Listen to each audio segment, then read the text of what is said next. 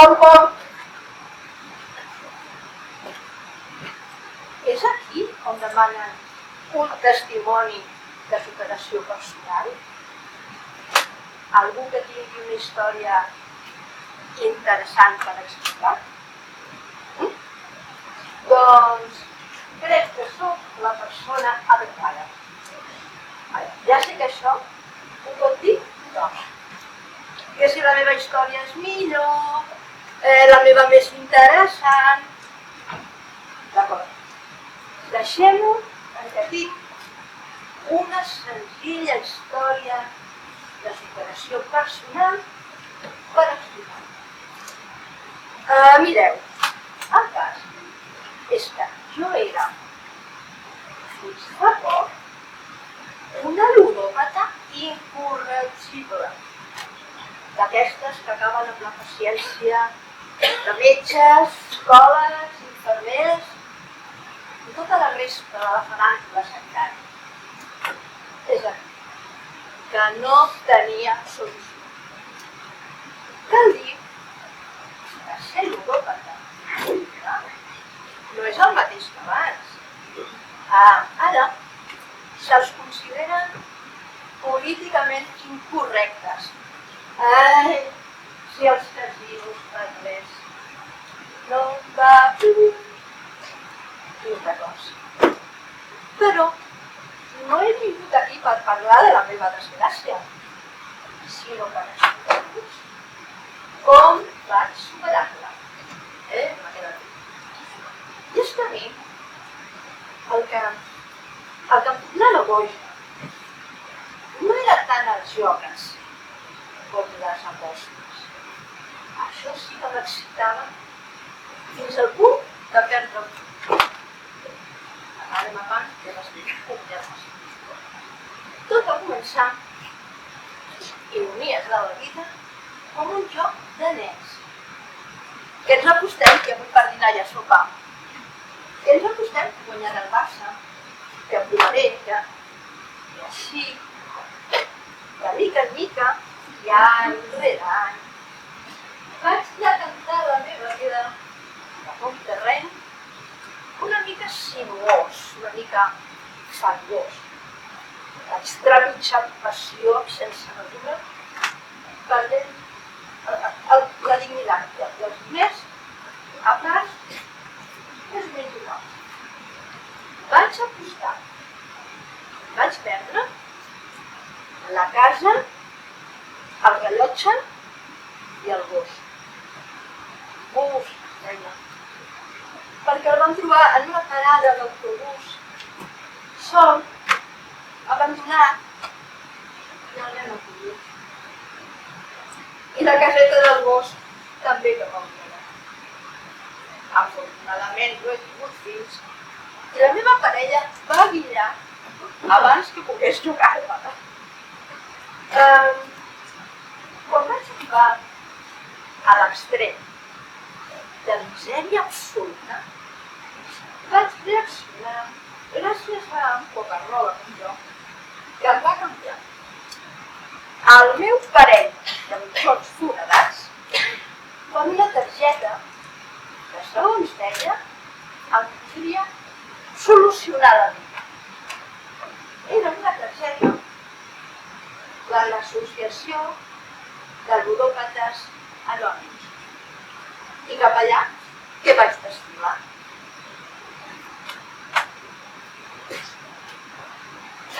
Hola, em dic 7,5 i soc ludòpata. I una cridòria orgullosa va contestar. Hola, 7,5. I a mi se'm devia quedar una cara de pàlsila. Bé, a veure, jo no és que em digui 7,5, però prefereixo mantenir l'anonimat per raons que suposo que entendré. I jo, o sigui, 7,5, vaig començar a explicar tot això que us acabo de dir. Recordo que algú em va tensar un mocador i l'altre em va deixar l'espatlla per plorar. I va ser en aquell moment que se'm va encendre la llumeta I vaig entendre que l'única manera de sortir de la meva addicció era fugir. Fugir immediatament d'aquella teranyina i trobar qualsevol motiu per no haver de tornar-hi mai més. I mentre me n'anava cap a la porta de sortida, sentint totes les mirades clavades en mi, vaig dir-me: Teresa, fot el cap. Ai, he dit el meu nom. Pues sí, el que em dit Teresa.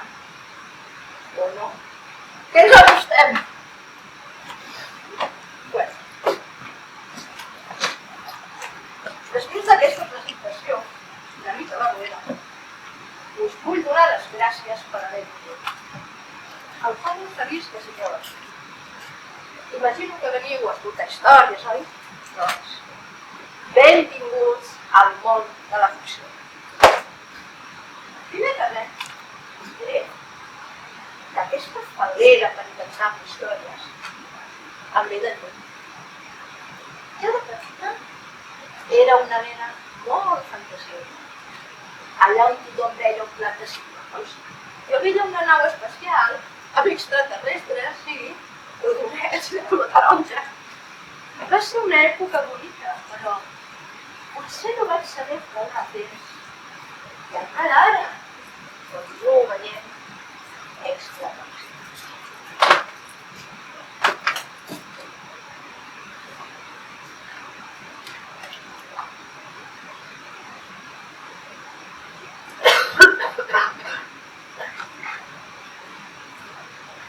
Quan vaig pensar d'aquest lloc amb la intenció de no tornar mai més, em vaig adonar que havia de canviar la meva vida.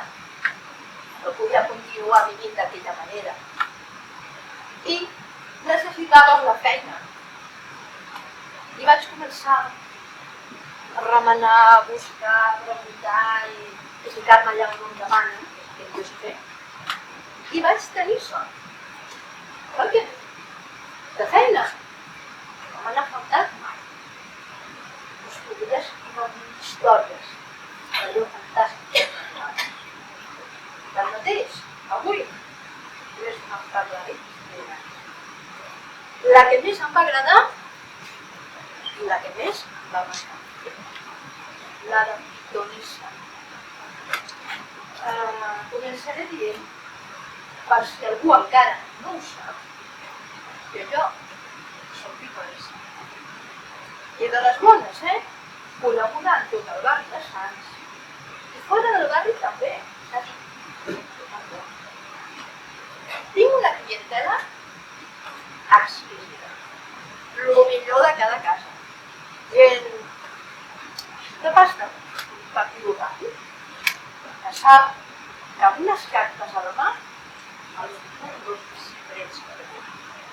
I sap també que pot comptar amb la meva total i absoluta discreció. Bé, com anava dient, tinc una feina que m'agrada i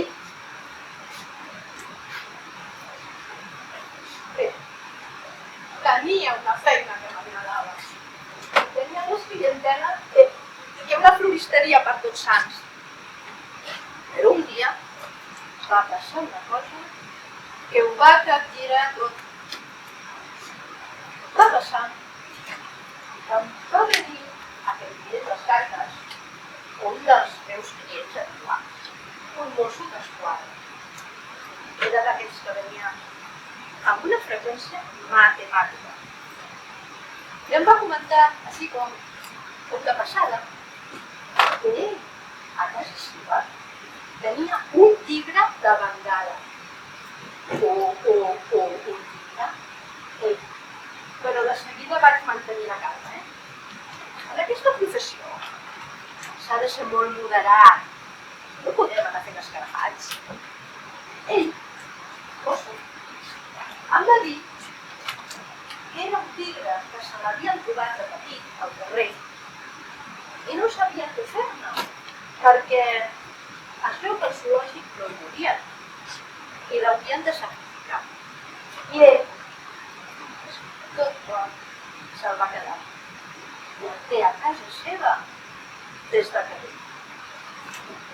Em va dir que de petit era un animalet molt manyac, molt lloganer, però ara s'havia fet adult i un temps ençà se'l veia deprimit. Es veu que ja no tenia ganes de jugar, gairebé no menjava, estava tot el dia llegut, trist, i llavors em va fer la fatídica pregunta. Avui podries tirar les cartes? Jo em vaig quedar que no sabia ni per on bufaven. O tirar-li les cartes a un tigre? Però ell, que jo, tinc nas pels negocis.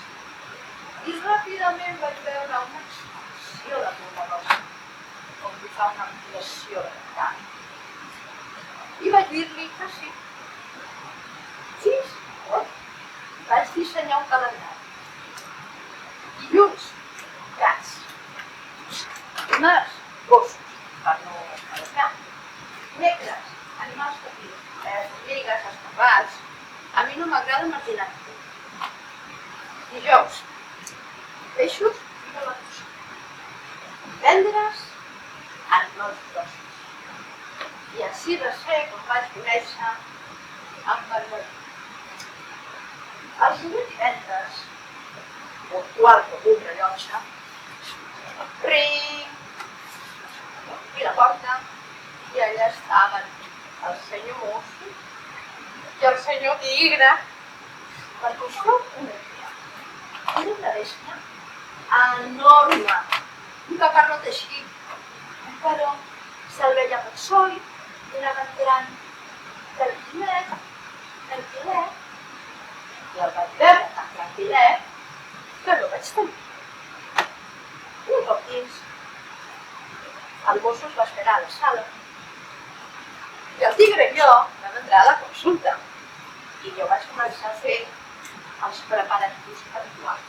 Vaig encendre unes espelmes, unes varetes d'accés i ell, el tigre, s'estava ajagut a terra tot murri i a mi em va fer tanta pena que m'hi vaig acostar, vaig començar a fer-li carícies. Cangalí, què és? Jo no sé què li va passar pel cap, però una d'elles es va girar amb un rebot i em va atrapar la mà. Diuen que abans de perdre el coneixement vaig fotre un xiscletar esgarrifós que el mosso va entrar. I amb la pistola reglamentària, aquesta que sempre porta a sobre per si mai es troben un tigre pel carrer, el van matar. Diuen que a mi em van dur a l'hospital en ambulància. Jo estava en exhausció. Quan vaig despertar, a l'hospital, el metge em va dir que malauradament no m'havien pogut salvar la mà perquè es veu que el tigre, amb el temps, havia fet una mena d'esqueixada. És a dir, que no tenia mà. I qui hi havia a l'altra banda del llit? El mosso. Que encara de circumstàncies em deia que li sabia molt de greu, que no ho entenia. Però si el Cangalí era tan carinyós, tan inofensiu, però l'havia mort. I com a prova del seu coneixement, me l'oferia. Sí, m'oferia el seu cos. A veure, el cos del tigre i no el del mosso, ja m'hauria agradat. Sí. Jo, en aquell moment, estava més enllà que aquí, però ell, jo, tinc nas pels negocis. I vaig pensar a veure què podem treure d'aquesta bestiola. Quan em vaig donar l'alta a l'hospital, em vaig adonar que amb una sola mà no podia seguir tirant les cartes. Allò va ser un daltabaix terrible. Però ell, que jo, tinc ull pels negocis i vaig pensar escriure les meves memòries, que tots els secrets i xafarderies que sé. I una coseta de la meva cosita. De fet, aquest Sant Jordi passat va ser un dels llibres més venents.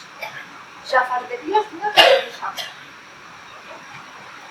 I vaig començar a escriure i fins avui. M'he instal·lat al meu estudi, he posat l'ordinador de cara al balcó, des de es veu el mar, i així, mirant el mar, em vaig inspirant i vaig escriure amb una sola mà. I de tant en tant, quan se me'n va la inspiració, alço la vista amunt. I què hi ha? El caparrot del Bernadí. Sí, el vaig fer aixecar. I allà està, mirant-me, amb aquells ulls ferotges, que ens ve l'energia. Aquella cara tan salvatge que diu la força. Aquelles dents tan esmorades, que semblen estalactites i estalagmites. Aquella bocassa oberta de l'acabat, i a dintre, la meva ra.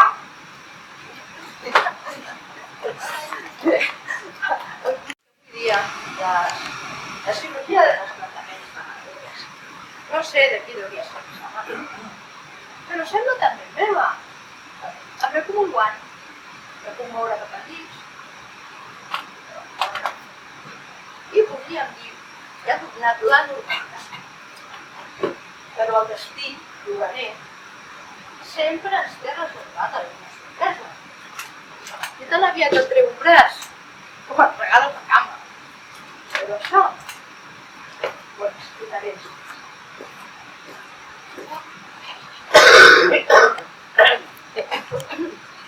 Com us deia fa un moment, el destí, que sempre té l'última paraula. Tan aviat et treu un braç, com et regala una cama. Aquest matí, quan ha sonat el primer despertador, he posat amunt per mandrejar una estona i he tingut una sensació corporal estranya, com si el meu cos hagués canviat durant la nit. La missa llum que entrava per la finestra ha estat suficient per descobrir sota els llençols un nou membre. Sí, avui m'he despertat amb 3 cames. Ei, no penseu malament, Em dic cames, no dic cames de caminar, soc una dona. Bé, era una dona fins ahir. Ara soc un trípode. Un cop superat l'absurd, el primer que he fet és pensar què ha pogut passar aquesta nit. Com pot ser que en tan poques hores m'hagi crescut una nova extremitat, que sola tan perfectament situada entre les altres dues. I he començat a bellugar-les, així com per familiaritzar-me, fins que ha sonat el segon i definitiu despertador. El que no perdó. I no he tingut més remei que aixecar-me. Amb molta punta, aquesta nova extremitat. I encara no sé com. Un cop dempeus, m'ha sorprès observar que la nova cama es belluma amb perfecta harmonia amb les altres dues, com si es coneguessin de tota la vida. I he començat, a més, amb tanta harmonia que més que caminar, sembla que estiguin fent ballet. He començat a ballar per tota la casa i m'he sentit una persona molt afortunada. Es podria dir que avui hem aquí. Tot tenia un caire especial, una intimitat diferent. I he continuat ballant per tota la casa fins que un insolent rellotge de paret m'ha recordat que és fa tard. He quedat per anar a la platja. I això vol dir dutxar, esmorzar i sortir volant. Per tant de gresca matinera m'he atabalat. Quan he entrat al quarto de bany, he sentit per primera vegada una mica de por. I si no m'agrado, em planto davant del mirall, observo la meva nova forma femenina, la dona Tri, que nom també és em miro pel davant, pel darrere i de costats. I trobo que estic, però que molt bé, amb 3 cametes com 3 solets. 2, les que venen de sèrie, i una tercera una miqueta més prima i sortint del melic, fent de contra 3. I a sobre resulta que aquesta tercera cama té una còdula amb un total cap als costats, cap al davant i cap al darrere. I m'ha semblat tan coherent, tan perfecte. I m'he sentit una persona molt especial. I aquí han començat les dificultats. La primera, quan he obert l'armari. Cap problema pel que fa als vestits i les faldilles. Però sí amb els pantalons i les calces. Per sortir del plat he posat un vestit vaporós, sense calces curts, que és fresquet. I després ha vingut el segon insalvable problema, el calçat. I aquí és on m'he adonat que el mercat tradicional no està a l'altura de les necessitats reals del ciutadà. Perquè no venen les sabates sobres. Total, no diuen que tenim una part del cos més gran que l'altra? Doncs algú podria necessitar, per exemple, el 37 al peu dret i el 38 a l'esquerra, no? Afortunadament ho he solucionat amb una bamba d'ella. I he sortit al carrer amb 2 xancletes i una bamba. Així de moderna anava jo. Malauradament no tothom deuria veure en mi signes de modernitat, perquè la majoria de gent em mirava com una barreja de fàstic, curiositat, incredulitat, morositat. Dir-me no em deien res, però collons altres mirades. Quasi cremaven. Em miren com si tingués la lepra. Total, un petit canvi en la meva estructura i gairebé em munten un consell de guerra. I en aquest moment m'he sentit molt feble. Afortunadament, anem a la platja nudista i no tindré cap problema. Però ja veurem què passa quan torni la vida quotidiana. Perquè vivim en una societat tan ensupida que si tu em porta una bossa de plàstic al cap, tu no vulguis dur un borsadís.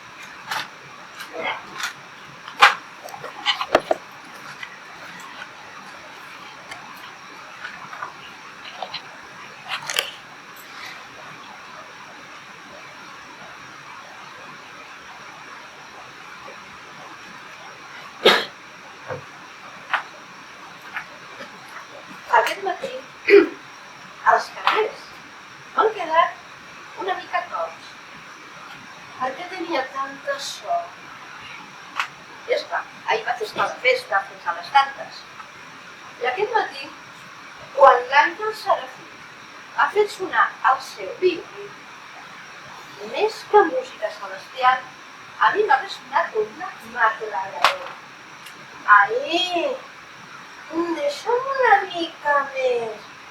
I ell que no, que t'has d'aixecar i començar a preparar-me-la. Em cau en mi mateix. Què hauré fet jo per tenir un exèrcit tan disciplinat com el celestià? I van venint més angelets, amb campanetes, dolços somriures. Vinga, Déu, que t'has de llevar, que és molt tard, que el sol vol sortir i no troba calor. Va, Déu, que la gent s'ha d'aixecar, que anem a treballar. I els nens al cole. Em torno a cagar amb mi mateix. I m'aixeco del meu núvol i provo de posar els carrers. Breument. Quina siga-saga! I m'equivoco quan marco les coordinades. I el sol se'n va no sé on. i començo a fartar-me de tantes exigències. Que sóc un Déu, collons, que tinc son, que ara mateix poso lluna plena de dormir la mona. Ah, i demà, eclipsi total. No us podeu imaginar com està el món celestial. Un desastre. Tothom rondina. Que si això no em toca, ho diu el meu contracte. Que si aniré a queixar-me al sindicat dels angelets. Per no sentir-los, de tant en tant, baixo a la terra, a desconnectar. I escolto les vostres pregàries i miro d'ajudar-vos. El problema, estimats humans, és que no sabeu demanar bé les coses. I això us ho heu de mirar, perquè si no, us podria passar el que em va passar al pobre senyor Antoni Tull per aquell vespre, cansat, com quasi tots els vespres, va obrir la porta del seu edifici per a quarts de 9. Per costum, va anar a la bústia i, quan va ficar la claueta, es va adonar que el nom que figurava no era el seu. Algú, a fer-li una broma, havia canviat l'Antoni Brut de tota la vida per una elegant família Brull Masó. Sense donar gaire importància, va anar cap a l'ascensor. Quan va arribar al tercer pis, una excessiva i inusual cridòria que provenia de casa seva el va sorprendre. Va obrir la porta i va quedar petrificat davant l'acció d'una nova llar. Parets pintades d'un altre color a com ell les havia deixat al matí. Mobles diferents, confusió espantosa de nens que venien a rebre'l. Para! Para! Fins i tot hi havia un gos. Terri, va sentir, sembla que li deia, que es veu que també se n'alegrava molt de veure-li mortir a la mà. L'Antoni Bru no pot creure el que estava dient. Estic somiant. Ara em despertaré. Antoni, aquestes són hores? Li va dir, sortint de la cuina, una dona desconeguda i malcarada que duia un davantal i es va acostar a ell per fer-li un petó, més que un petó era una declaració de guerra. Vinga, anem a sopar. Un cop a taula, la seva dona, que encara no sap ni com es diu, li comença a dir que te'n recordaràs d'aquesta, Segur que vens del bar. I ell no entén què coi està passant. En aquell moment se sent totalment indefens, incapaç d'entendre res. Tanmateix, decideix seguir el joc a veure fins on arriba. El sopar és una porqueria immenjable. La conversa, avorrida.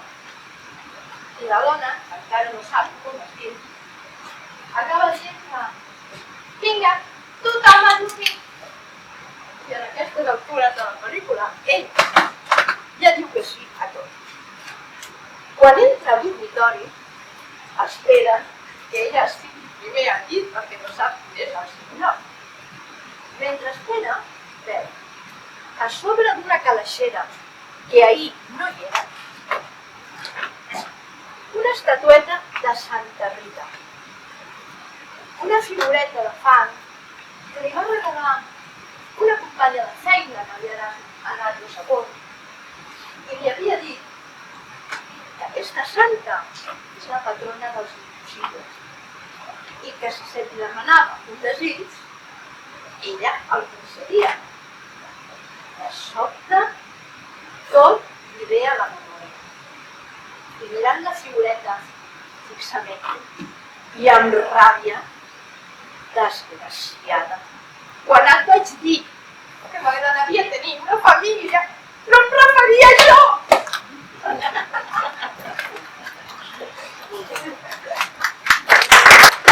Ara que veuré una mica perquè em quedo amb la bola esfera.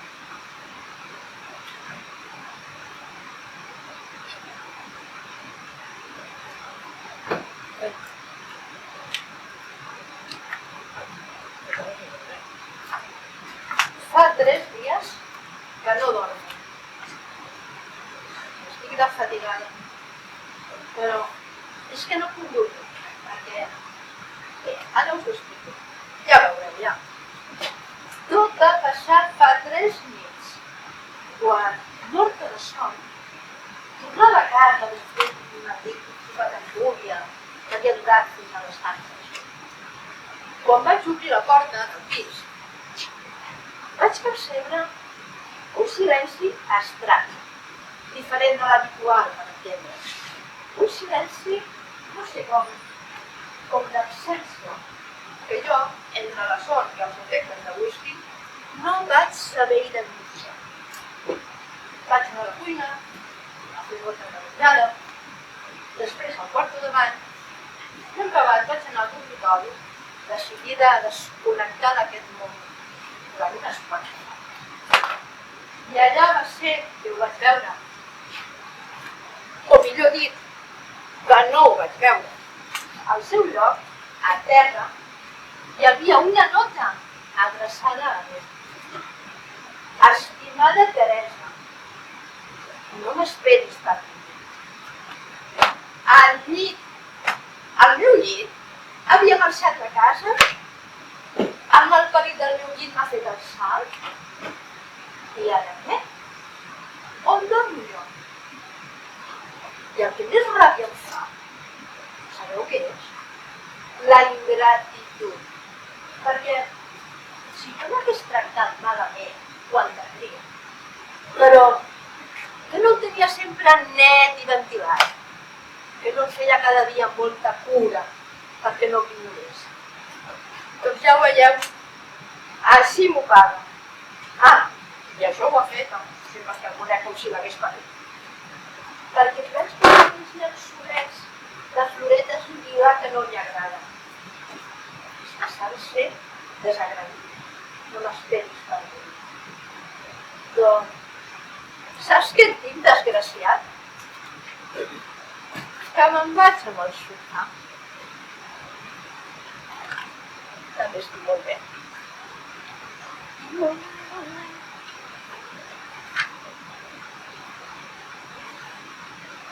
Això no entra mai. Bé, a veure. Dedicaré un relat als amics poetes que estan avui aquí i pateixen molt, perquè és molt dur l'ofici de poeta. Ni ells mateixos saben què van a buscar quan un editorial els selecciona per participar en el concurs de poesia La Pedra Natural. I ben puntuals, l'autocar us passarà recollida al matí a les 8, davant del quiosc de la plaça. L'endemà, tots arriben amb temps de sobres per comentar aquells petits dubtes que no van quedar clars el dia de la selecció. Perquè jo no entenc què cony hem d'anar a fer en aquella punyetera muntanya. Què traurem descansant tot el dia? Tots es fan les mateixes preguntes. Que ens han enredat. Que aquests concursos d'avui dia no aprofiten per a res. Que això és inengrat. És molt dur l'ofici de poeta. Quan arriba l'autocar de l'editorial La Pedrera, poden ir cap a la Pedrera fa molt. Cap a 3:49, menys, ja han arribat a l'estiu i ara s'han de posar l'uniforme de feina. Un cop amb la granota, les botes, el casc de protecció al cap, un cistell de faràs, els bolets, s'endinsen en un terreny esquerp una simple vista. No es veu res. Piqueu ben fort! I aquí comencen a veure's les primeres diferències. Hi ha el poeta impacient, que de seguida comença a estar fins que diu, he trobat una cosa! I tots van a veure què és. Ell, Bufanós, mostra una metàfora al sistema. Piqueu ben fort, pim-pam. Després tenim el poeta rosinaire pessimista, que es passa el dia queixant-se de tot i no veu res, que ho tingui davant dels nassos. Que això és una merda, que aquí no hi ha res, que tots són pedres.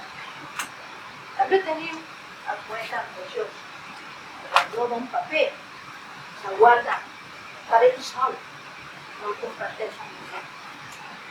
I després tenim el poeta Artur. Aquest passeja tranquil·lament, sense preocupacions, mirant-s'ho tot d'una troba, mig amagada entre les pedres, una àmfora grega.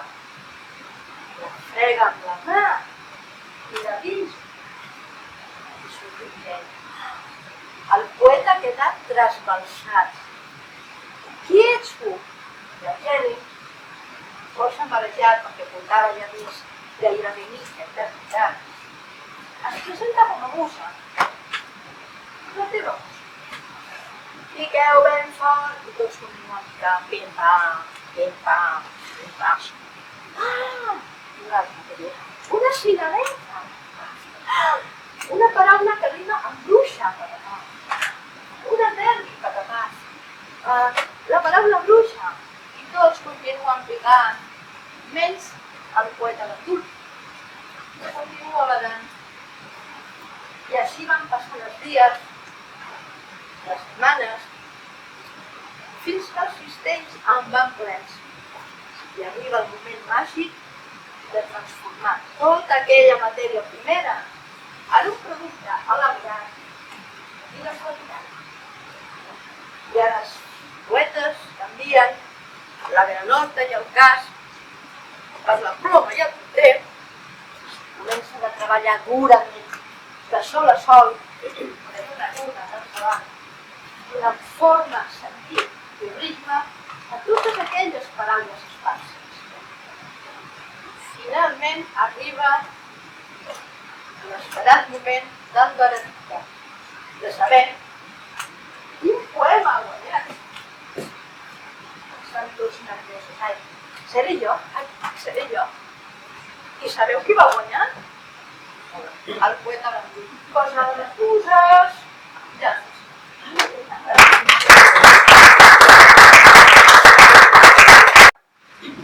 Del poeta Artur. Es diu Els fantasmes de la nit. Has fet l'amor aquesta nit. Demà no recordaràs on van les mirades que s'amaguen darrere de totes les pors.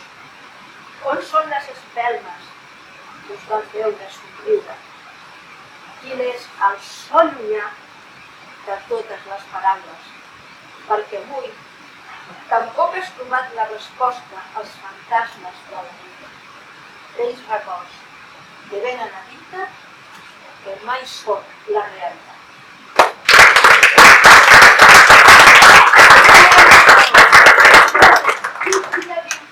Ostres, em venen a buscar. Ostres, ja vinc. Me n'he d'anar.